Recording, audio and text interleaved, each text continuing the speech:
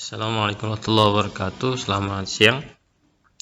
Kita lanjutkan perkuliahan kita di hari ini ya. Kita akan bahas terkait dengan teori produksi atau kita nanti kaitkan juga dengan teori perilaku produsen. Dua hal ini sebenarnya tidak bisa dipisahkan ya, karena produsen dalam hal ini bertindak melalui kegiatan produksi. Nah, sebagai awalan kita harus memahami dulu apa itu produksi dan apa itu fungsi produksi. Nah, produksi dikatakan sebagai kegiatan perusahaan atau produsen untuk mengubah input menjadi output. Nah, nanti kegiatan ini dapat digambarkan secara matematika dengan fungsi produksi. Fungsi produksi ini merupakan fungsi yang menunjukkan hubungan teknis antara input atau faktor-faktor produksi dengan output atau dengan produksinya. Nah, ini dua hal yang berbeda. Jadi kita punya produksi secara definisi, kemudian bisa kita buat secara matematis, secara persamaan dengan nama fungsi produksi.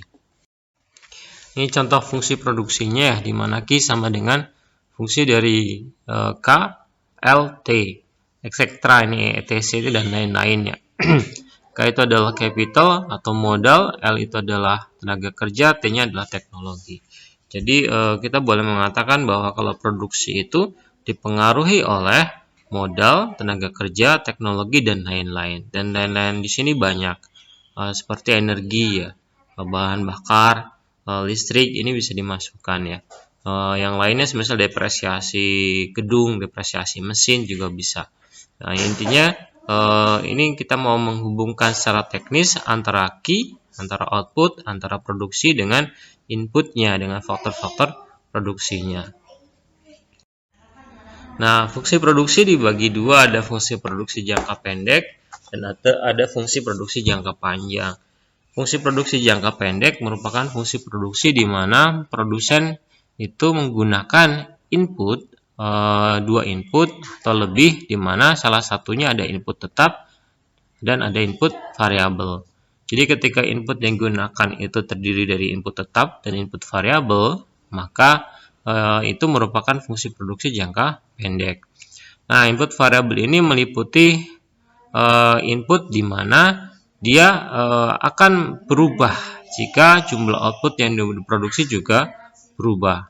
Jadi input variabel ini input di mana kalau produksinya berubah, dia juga akan ikut berubah. Biasanya kalau produksinya meningkat, maka penggunaan inputnya akan meningkat. Sedangkan input tetap, berapapun jumlah produksi yang dihasilkan atau berapapun output yang dihasilkan, maka input ini tetap penggunaannya, jumlahnya tetap.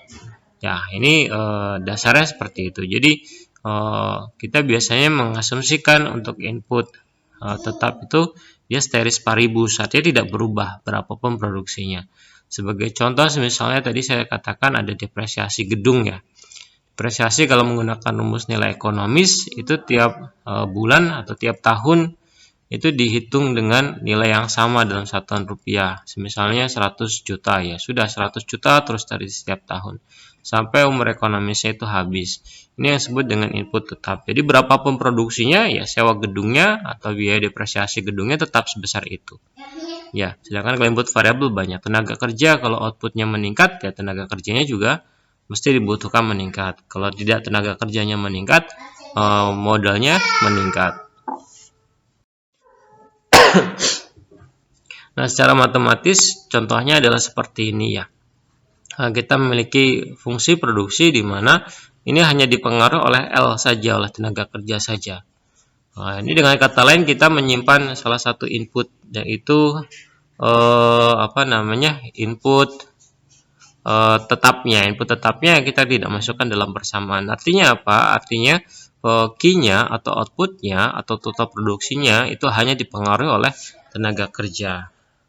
Nah, maka dari fungsi persamaan ini kita bisa hitung. Ya, ini kalian ingat-ingat lagi ekonomi mikro 1. Yang pertama adalah menghitung marginal productivity of labor. Ada average productivity of labor. Apa itu marginal productivity of labor? ini adalah tambahan output akibat adanya satu tambahan tenaga kerja. Ini marginal productivity of labor. Nah, ini rumusnya adalah turunan pertama dari fungsi produksinya. Nah, jadi delta Q per delta L-nya. Ya, turunan fungsi produksinya atau turunan Q terhadap L. Sehingga kita bisa turunkan turunan pertama 42L menjadi 42, 18L kuadrat jadi 2 kali 18 36, L pangkat 2 kurangi 1 jadi L 36L. Sedangkan L pangkat 3 ini 3-nya ke depannya, 3 kali 1 jadi 3, L 3 min 1 jadi 2, 3L kuadrat. Ini marginal productivity of labor. Sedangkan average productivity of labor ini merupakan rata-rata output yang dihasilkan oleh satu tenaga kerja.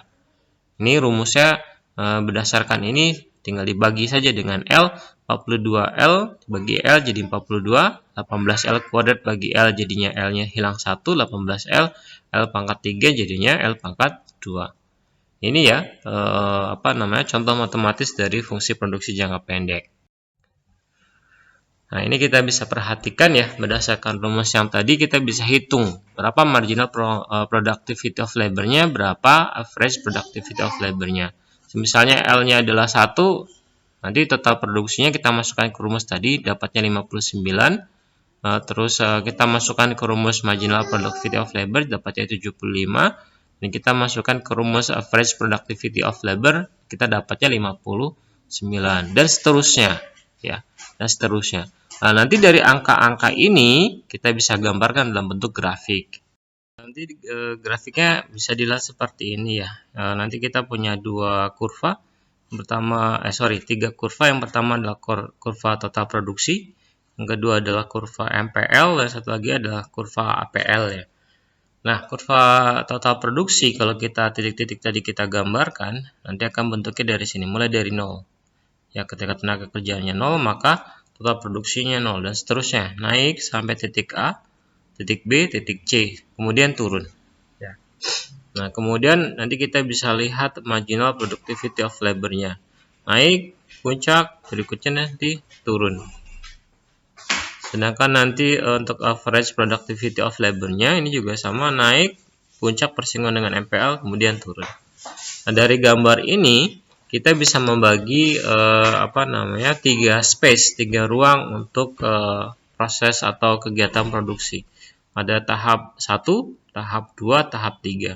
Tahap 1 ini dari 0 naik sampai titik A. Tahap 2 itu dari titik A sampai ke titik B sampai ke titik C, sampai total produksinya maksimum. Nah, kalau kita perhatikan, total produksi maksimum terjadi ketika MPL-nya sama dengan 0. Nanti silahkan nanti buktikan sendiri berdasarkan berdasarkan kurva, berdasarkan hitung-hitungan, maka nanti total produksi itu akan maksimum jika MPL-nya sama dengan 0. Nah, berikutnya titik B. Titik B ini merupakan titik di mana rata-rata produksi tenaga kerjanya itu adalah maksimum, di mana APL-nya bersinggungan dengan MPL. Jadi rata-rata produksi terhadap tenaga kerjanya ya, itu akan maksimum jika dia bersinggungan atau sama dengan MPL. Ini. Nah, nanti suatu produsen atau perusahaan boleh berproduksi hanya pada tahap 1 dan tahap 2. Ya, sedangkan tahap 3 ini tidak bisa. Kenapa? Karena marginal productivity of labor-nya ini sudah negatif. Artinya kalau kita tambah tenaga kerja lagi, bukannya nambah output, tetapi malah mengurangi output. Nah, ini penjelasannya ya, tahap produksinya ada tahap 1 ini dari titik 0 sampai titik A. Ini disebut dengan inflection point, di mana MPL-nya positif dan meningkat. Ya. Berikutnya tahap 2, ini tahap 2 dari titik A sampai titik C, di mana MPL maksimum sampai MPL sama dengan 0. Ini disebut dengan tahapan rasional. Tahapan rasional. Sedangkan tahap 3 ini dari titik C sampai tak terhingga, yaitu pada saat MPL sudah negatif. Nah, di tahap ketiga ini maka produksi ini sudah tidak rasional lagi. Artinya apa? Artinya perusahaan tidak perlu memproduksi lagi. Kenapa? Karena tambahan tenaga kerjanya itu akan malah menurunkan outputnya. Sedangkan titik B ini merupakan titik MPL memotong APL di titik maksimumnya. Jadi MPL memotong APL di titik maksimum kurva APL. Artinya rata-rata produksi tertinggi itu terjadi ketika bersinggungan dengan atau sama dengan marginal productivity of labor-nya. Nah, setelah kita memahami fungsi produksi jangka pendek, kita lanjutkan ke fungsi produksi jangka panjang. Berbeda dengan fungsi produksi jangka pendek, di fungsi produksi jangka panjang, semua input yang digunakan merupakan input variabel. Sehingga apabila outputnya meningkat, maka kebutuhan inputnya juga akan meningkat. Ya. Nah, fungsi produksi jangka panjang ini disebut juga dengan isoquant. Nah, biasanya nanti digambarkan seperti kurva indifferent curve. Nah, isoquant ini merupakan kurva atau fungsi yang menunjukkan kombinasi dua input variabel yang menghasilkan jumlah output yang sama. Nah, kenapa hanya dua input saja? Ini hanya untuk memudahkan analisis saja. Sebenarnya dalam proses produksi inputnya bisa banyak, tetapi untuk memudahkan analisis maka kita asumsikan hanya ada dua input saja. Kalau 3 input maka nanti kurvanya 3 dimensi. 4 input berarti 4 dimensi. Akan sangat susah untuk menggambarkan secara grafis. Ya, sehingga untuk memudahkan kita asumsikan hanya 2 input saja yang digunakan dalam proses produksi. Ya, ini disebut dengan isoquant atau kurva atau fungsi yang menunjukkan kombinasi 2 input variabel yang menghasilkan jumlah output yang sama. Untuk memudahkan kalian menghafal, isoquant itu kan bisa dibagi dari dua kata. Ada kata iso dan ada kata quant. Quant itu adalah dari kata quantity, jumlah output ya. Sedangkan iso itu biasanya dapat didefinisikan sebagai sama. Jadi kuantitinya atau outputnya sama. Jadi isoquant. Jadi kata mudah menghafalnya gitu. Jadi output yang dihasilkan sama. Dari apa? Dari kombinasi input yang berbeda. Nah, ini gambarnya, grafiknya. Misalnya kita buat seperti ini ya. Ini isoquantnya seperti ini, di mana outputnya sama dengan 30. Walaupun kombinasi yang digunakan adalah satu modal dan 2 tenaga kerja, tetap outputnya sama 30. Atau kebalikannya, 2 modal, 1 tenaga kerja, outputnya juga sama 30. Ini yang disebut dengan isoquant. Nah, ciri-ciri isoquant yang normal ya, ada beberapa. Yang pertama, makin ke kanan atas menunjukkan makin besar jumlah output yang diproduksi dengan kombinasi input tertentu. Jadi kalau isoquantnya bergeser ke kanan atas, artinya outputnya meningkat dengan kombinasi input tertentu. Ya, yang dikatakan isoquant 2 nih, IQ2 isoquant 2 lebih besar outputnya dibandingkan kurva isoquant yang pertama. Yang kedua, tidak mungkin saling berpotongan. Kenapa? Rumus konsistensi dan transitivity ya. Kita perhatikan ini A sama dengan B sama dengan C di isoquant satu nih. A sama dengan C sama dengan B. Seharusnya ya di sini ada kurva isoquant yang pertama. D sama dengan C sama dengan E. Nah, harusnya ketika A sama dengan B sama dengan C atau A sama dengan C, maka harus juga D sama dengan A. Tetapi D sama A ini berbeda. Ya, outputnya berbeda. Ya, jumlah kombinasi inputnya juga berbeda. Maka ini tidak mungkin bersinggungan atau berpotongan antara isoquant. Ya. Berikutnya, slope-nya adalah negatif. Artinya, untuk menambah penggunaan satu input, harus mengorbankan penggunaan input yang lain. Ya, kalau mau menambah tenaga kerja, maka harus mengorbankan modal. Atau kebalikannya, mau menambah modal harus mengorbankan jumlah tenaga kerja yang digunakan. Nah, ciri yang keempat, cekung terhadap titik nol atau titik origin. Artinya jumlah input yang dikorbankan untuk menambah penggunaan input yang lain semakin besar. Ya, jadi kalau mau mendapatkan tambahan modal, maka harus seiring penambahan modal, maka peningkatan pengurangan tenaga kerjanya semakin besar. Ini sehingga bentukannya cekung atau origin, cekung terhadap titik origin atau titik nol.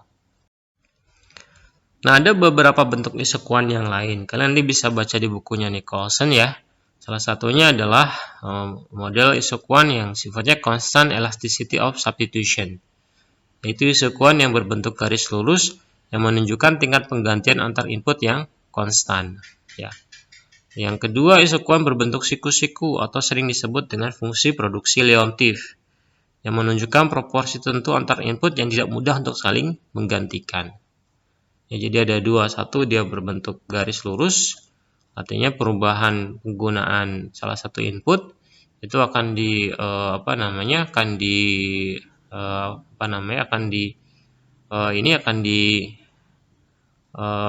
direaksikan atau direspon oleh input yang lain dengan proporsi yang selalu sama.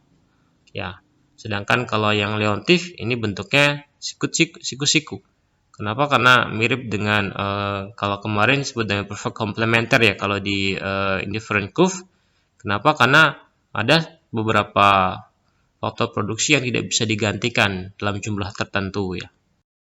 Secara grafis berikut fungsi produksi yang berupa constant elasticity of substitution ya. Nah ini biasanya seperti ini ya. Kalau misalnya 4/3 juga tidak masalah, yang berarti proporsi perubahan antara K dan L ini adalah sama ya. Ini yang disebut dengan constant elasticity of substitution. Jadi kurva isokuannya berupa garis lurus. Sedangkan untuk fungsi produksi Leontief kita lihat, nah seperti ini. Artinya untuk menggunakan misalnya ini ya, untuk menggunakan berapapun modal tetap harus menggunakan satu tenaga kerja minimal ya. Berapapun tenaga kerja yang digunakan harus ada satu modal minimal yang harus dimiliki. Ini fungsi produksi Leontief. Kurva isokuannya berupa siku-siku ya, garis siku-siku. Nah, pertanyaan berikutnya adalah kapan produksi jangka panjang itu optimal. Nah, ini sama seperti kemarin perilaku konsumen. Kalau perilaku konsumen itu dia optimal, dia maksimum kepuasannya jika indifferent curve bersinggungan dengan budget constraint.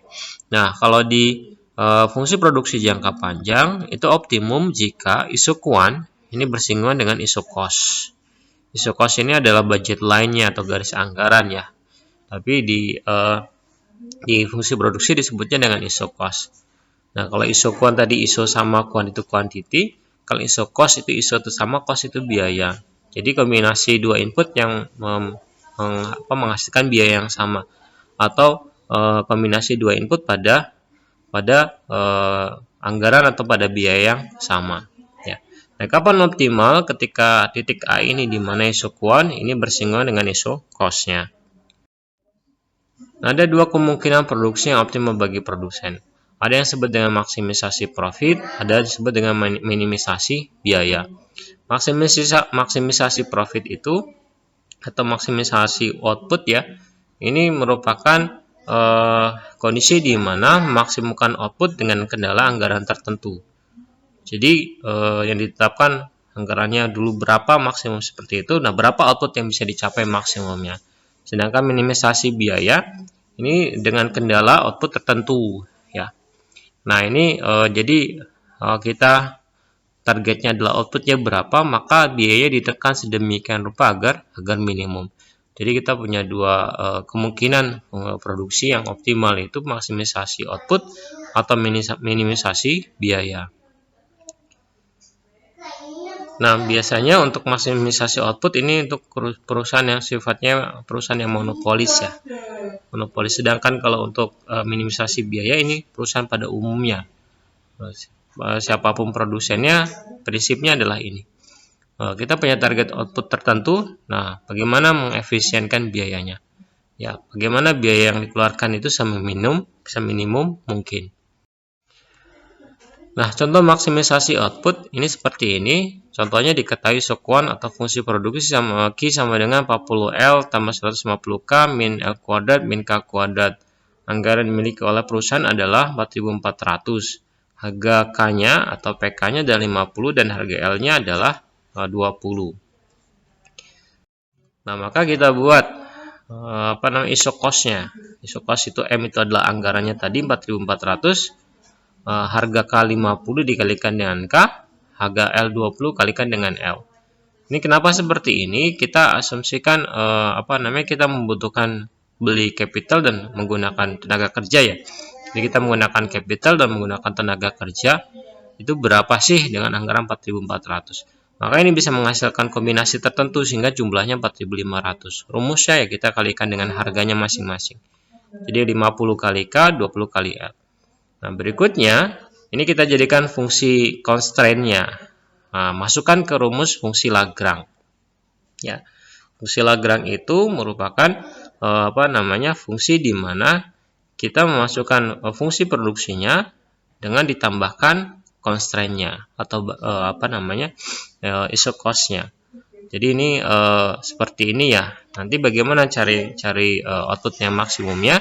Nanti tinggal kita lanjutkan di slide berikutnya. Nah, maka kita turunkan. Yang pertama adalah turunkan fungsi Lagrange terhadap K. Ya, fungsi produksinya terhadap K. Maka dapat 150 min 2K min 50 lambda. Ya, nanti dari slide sebelumnya nanti diturunkan terhadap K, jadinya seperti ini. Nah, ini dibuat langsung ke dalam fungsi lambda. Lambdanya kita pindahkan ke sini jadi plus 50 ya, 50 lambda. Maka lambda adalah 150 min 2K dibagi 50. Berikutnya fungsi produksinya kita turunkan terhadap L. Maka hasilnya adalah 40 min 2L min 20 lambda. Nah, ini kita bentuk ke persamaan lambda, jadinya 40 min 2L dibagi dengan 20. Kita kasih nomor 1, ini adalah rumus yang pertama, ini rumus yang kedua. Nah, berikutnya kita turunkan terhadap lambdanya. Nah, terhadap lambdanya nanti kita dapat 4.400 sama dengan 20L plus 50K. Ya. Langkah berikutnya adalah substitusi antara persamaan 1 dengan persamaan 2. Nah, kita substitusi persamaan 1 dan persamaan 2, kita hitung, kita masukkan, kita dapatkan K-nya jadinya sama dengan 25 plus 2,5L. Nah, dari K sama dengan 25 plus 2,5L itu kita substitusi ke persamaan yang ketiga. Nah, setelah kita substitusi, kita dapat, nanti masukkan ya, masukkan saja di K-nya. Nah, kita dapat 145L sama dengan 3150. Sehingga L-nya adalah 21,7 dan K-nya kita tinggal masukkan ke salah satu persamaan K atau yang ini ya, di atas ini. Masukkan 25 plus 2,5 kali 21,7 dapat 79,3. Nah, dari sini kita dapat K-nya L-nya 21,7, K-nya 79,3, kita masukkan ke fungsi produksi yang awal. Maka kita dapatkan Q-nya adalah 6003,6. Ini contoh perhitungan maksimisasi output. Nah, berikutnya dalam fungsi produksi kita harus juga melihat faktor teknologi terhadap produksi suatu output. Nah, teknologi ini secara sifatnya akan membuat kegiatan produksi akan semakin optimal, semakin efisien, dan semakin produktif. Nah, ini kalau secara grafis bisa digambarkan seperti ini. Dengan input yang sama, keberadaan teknologi akan mendorong total produksinya. Dari total produksi yang bawah ini, jadi total produksi yang atas. Output yang dihasilkan juga jauh lebih banyak. Ini pengaruh kemajuan teknologi.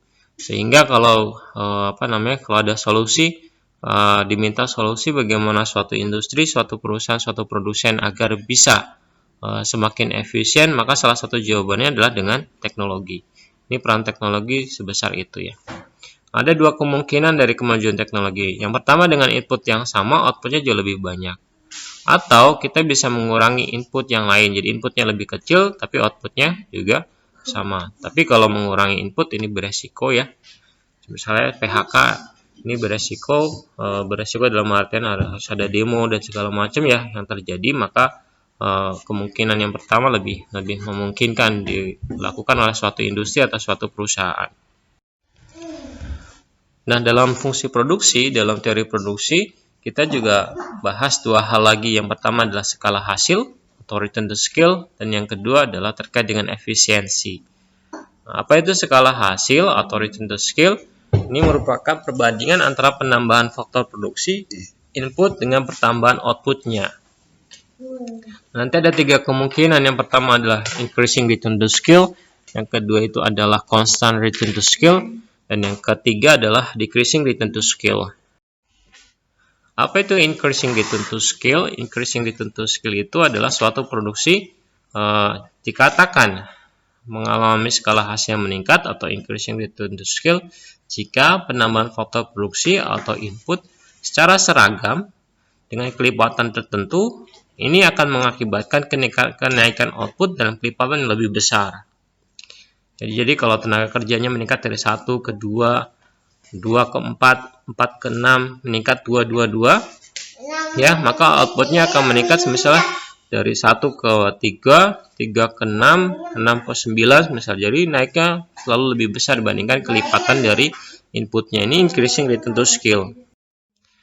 Nah, berikutnya constant return to scale. Kalau constant, maka constant. Jadi kelipatan input, kenaikan atau penurunan inputnya akan direspon dengan kenaikan output dalam kelipatan yang sama. Ya. Jadi ini yang disebut dengan constant return to scale.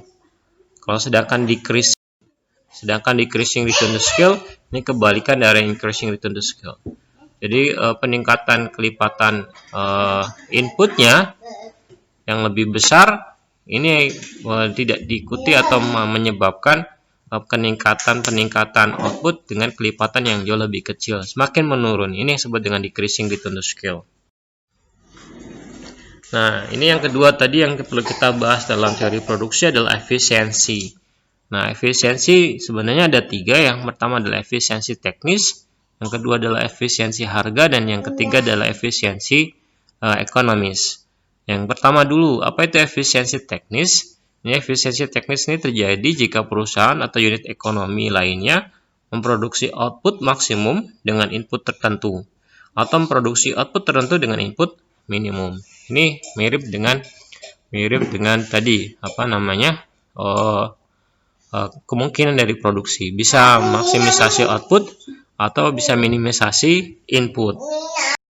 Sedangkan efisiensi harga ini terjadi jika perusahaan atau unit ekonomi lainnya menggunakan kombinasi input yang tepat dengan mempertimbangkan harga relatif tiap-tiap input atau sering disebut sebagai efisiensi alokatif input.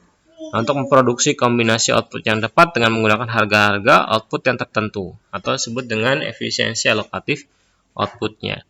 Nanti saya contohkan secara formulasi yang tidak berupa contoh terkait dengan persamaan regresi stokastik ya. Jadi kita lihat bagaimana menentukan skala hasil dan bagaimana menentukan efisiensinya. Nah, yang terakhir adalah efisiensi ekonomis. Efisiensi ekonomis itu terjadi jika efisiensi teknis dan efisiensi harga keduanya terjadi sekaligus.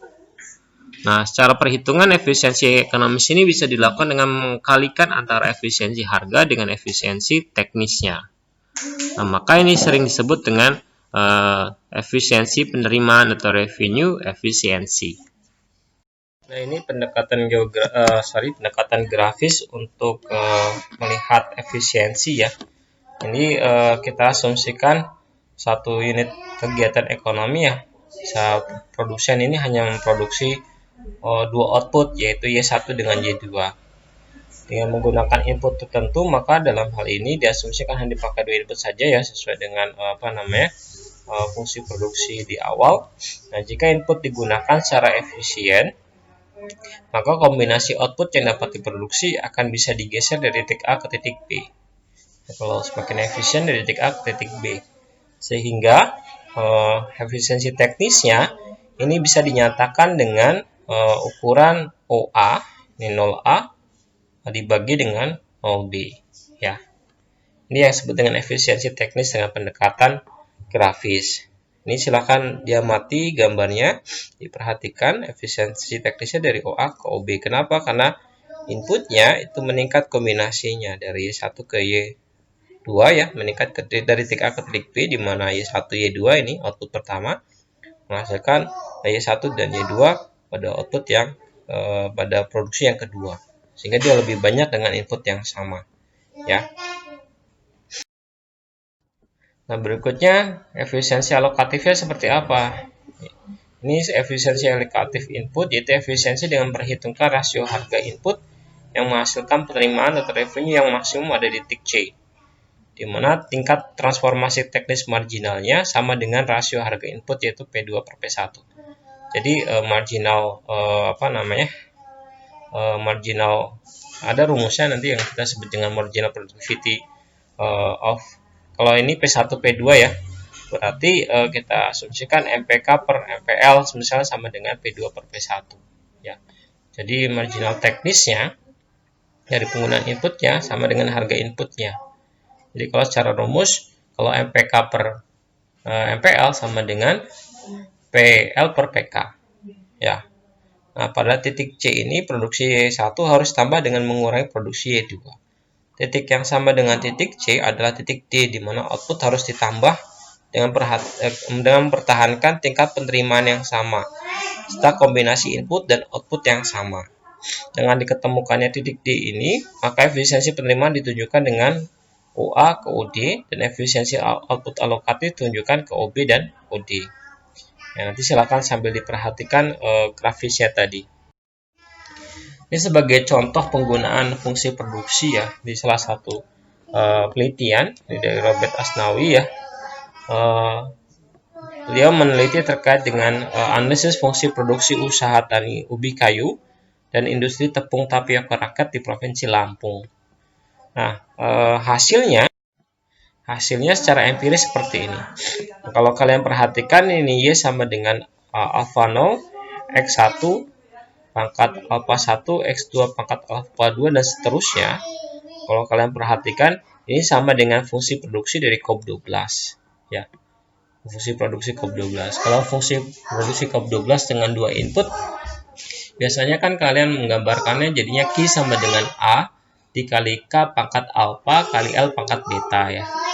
Jadi A itu adalah konstanta mirip dengan A0, K-nya itu adalah K dan L-nya ada input-input, pangkatnya adalah koefisien masing-masing input. Seperti ini. Dan di sini dia Y-nya adalah produksi ya. Alpha 0-nya adalah besarnya efisiensi teknis. X1-nya adalah luas lahan usaha tani. Ini X2 adalah bibit, X3 pupuk, X4-nya pupuk juga, X5 juga pupuk, jenis-jenis pupuk yang berbeda-berbeda ya. S6-nya jumlah tenaga kerja usaha tani ubi kayu. Dihitung berdasarkan harian orang kerja per hektarnya. Nah, secara hasil regresi dapatkan seperti ini. Ya, dapatkan seperti ini persamaannya. Ada X1, X2, X3, S4, S5 dan ini koefisiennya. Ini cara bacanya adalah dilihat p-value-nya. P-value ini untuk mengetahui variabel mana yang berpengaruh. Nah, dia syaratnya harus lebih kecil dibandingkan alpha sama dengan 5%. Ya, harus lebih kecil dibandingkan 5% tingkat kesalahannya. Nanti ini kalian dapatkan ketika di di kuliah statistika 2 nanti pertemuan setelah UTS atau nanti di di kuliah ekonometrika. Nah, mana yang lebih kecil dibandingkan 5%? Ada beberapa variabel ini yang saya hitam-hitamkan, yang saya bold ya. Luas lahan, ini dia signifikan, artinya luas lahan berpengaruh terhadap produksi. Ya. Yang kedua, ini pupuk SP36, dia 0,0364, dan berikutnya ada jumlah tenaga kerja juga efisien, ini lokasi. Nah, ini penelitian ini memasukkan dummy lokasi ya. Apa itu dummy nanti bisa diinikan, tapi di sini dia kita fokus dulu di inputnya saja ya, tidak membicarakan dummy dulu. Nah, berarti ada 3 variabel yang efisien. Yang pertama, ada 3 variabel yang signifikan, ada luas lahan, jumlah pupuk SP36 dan jumlah tenaga kerja. Nah, berikutnya langkah kedua adalah kita perhatikan yang signifikan tadi. Contoh adalah luas lahan. Ini koefisiennya 1,196 ya. 1,196. Maka kita bisa mengatakan bahwa apabila terjadi peningkatan luas lahan sebesar 1%, maka produksinya akan meningkat sebesar 1,1196%. Kenapa di persentase? Karena persamaannya adalah fungsi produksi COP12 ya. Diturunkan menjadi persamaan regresi dalam bentuk persamaan logaritma. Nah, berikutnya adalah pupuk. Ini negatif. Artinya, karena dia signifikan, maka apabila jumlah pupuk yang meningkat 1%, maka jumlah produksi ubinya akan turun sebesar 0,2331%. Nah, X6 ini juga negatif. Apabila tenaga kerjanya ditingkatkan, maka jumlah produksinya, kalau jumlah tenaga kerja ditingkatkan 1%, maka produksinya akan menurun sebesar 0,3%. Ya. Nah, setelah itu, yang lainnya ini tidak diperhatikan. Kenapa? Karena tidak signifikan. Ya, karena tidak signifikan, maka kita hanya boleh mengatakan jumlah bibit, jumlah pupuk urea, dan jumlah pupuk KCl ini tidak berpengaruh signifikan terhadap produksinya. Maka tidak perlu lagi diinterpretasikan lebih lanjut menjadi misalnya apabila luas lahan seperti luas lahan tadi ya. Apabila luas lahan meningkat 1%, maka produksi meningkat sekian persen. Apabila jumlah tenaga kerja meningkat 1%, maka jumlah produksi akan turun 0,3051%. Yang perlu kalian perhatikan adalah positif negatif di sini ya, untuk menginterpretasi. Nah, kalau positif itu hubungannya positif, naik, maka naik. Kalau negatif hubungannya negatif, kalau naik variabel independennya, maka variabel dependennya akan turun. Ya, ini. Berikutnya secara teori kita perhatikan. Luas lahan ya meningkat 1%, maka produksi meningkat 1%. Berarti dari sisi luas lahan ini masih sifatnya increasing dituntut skill ya. Sedangkan dari jumlah tenaga kerja kalau ditingkatkan dia menurun jadinya, maka ini sifatnya decreasing dituntut skill. Gitu ya. Oke. Nah, berikutnya dari persamaan regresi secara empiris ini bisa juga lihat elastisitasnya. Kita hitung elastisitasnya. Nah, elastisitasnya 0,144, 13065, 005255, 3417 dan seterusnya. Maka ini kita bisa katakan variabel yang paling berpengaruh adalah mana yang paling besar. Ini ya, jumlah tenaga kerja yang paling besar. Jadi yang paling berpengaruh dari variabel X1 sampai X6 adalah jumlah tenaga kerja. Jumlah bibit 1,3062. Jadi variabel yang paling berpengaruh terhadap terhadap produksi adalah jumlah bibit. Ya, tapi unik ketemuannya, bibitnya malah tidak signifikan secara regresi. Tapi dia paling elastis. Ya, paling elastis secara perhitungan matematisnya. Itu materi untuk hari ini ya, silakan dipelajari. Terima kasih banyak. Wassalamualaikum warahmatullahi wabarakatuh.